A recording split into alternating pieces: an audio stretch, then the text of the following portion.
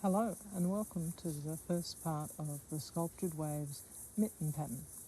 This is the first pattern row, or the first wave row, so row 2 of the pattern, and you can see I've already made a chain and added the 30 single crochets, so we've got our base to start the actual pattern. I've also put a marker, a bit of coloured thread on stitch 10, so I know that should be the end of the first pattern repeat. If I got the sequence right, then we'll end up there. I find that's really helpful for the first pattern row because you've got no reference in the previous row. So the sculptured wave patterns are predominantly made in the front loop of the previous row.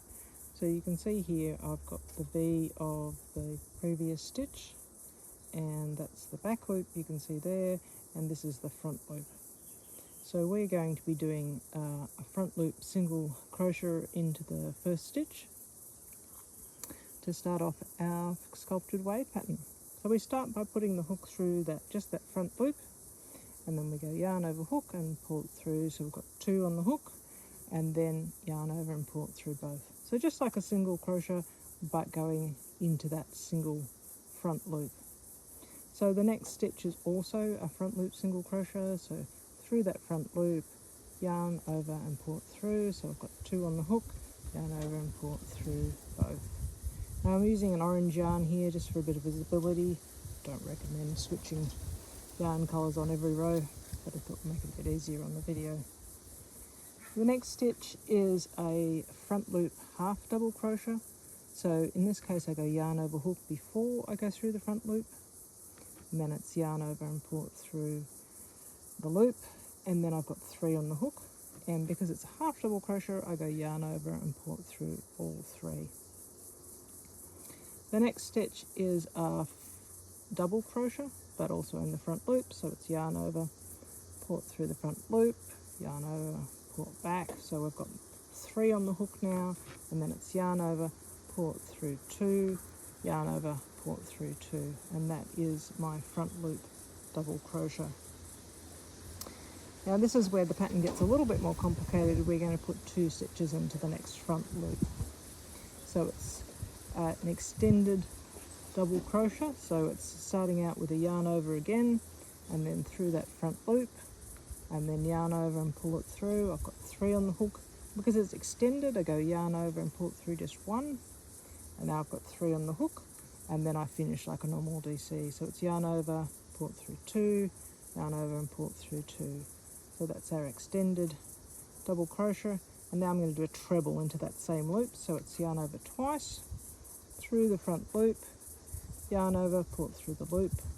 I've got 4 on the hook, and I go yarn over, pull it through 2, yarn over, pull it through 2, yarn over and pull it through 2, and that's our treble. Now the next stitch is a stitch that's unique to the sculptured wave crochet, so it's a top loop picot. It's very similar to a standard picot, but it goes into the top loops of the previous stitch. So like any picot, it starts out with chain. In this case it's 2 chain, and then we're going to do our slip stitch, but we do it into the top 2 loops of the previous treble. So you can see I've now put those 2 loops onto the hook. We go yarn over, pull it through both those 2 loops, and then I'm going to pull it through the original loop to give us our slip stitch, and that's our top loop peacock. And then I'm going to go down the curve of the wave, so we're going to do a front loop half double crochet in the next stitch. So yarn over, put it through the front loop, yarn over and pull it through the loop. I've got 3 on the hook, yarn over and pull it through all 3. Now this does pull the fabric a little bit, but this is what gives us our curves later, so don't worry if it looks a little bit awkward at this stage. And then I'm also going to put a front loop single crochet into this same loop, so hook through that loop, pull the yarn through, we've got 2 on the hook, yarn over and pull it through both. And you can see here you can just flatten it out a little bit and it looks a little bit more wave-like. And then we're going on to make our 4 front loop slip stitches. So it's just hook into the front loop, pull the yarn through the loop and also the original loop on the hook. And so once again, it's hook into the front loop, pull the yarn through that fabric loop and through the original loop. And here's number 3. And the last front loop single a slip stitch. So yarn over hook, pulling it through the original fabric and the original hook loop on the hook.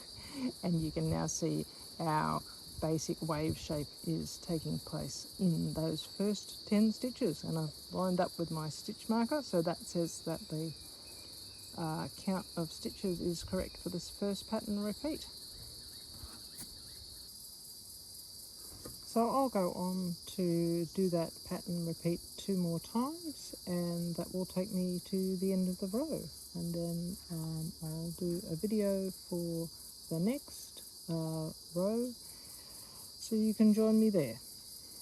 Thanks.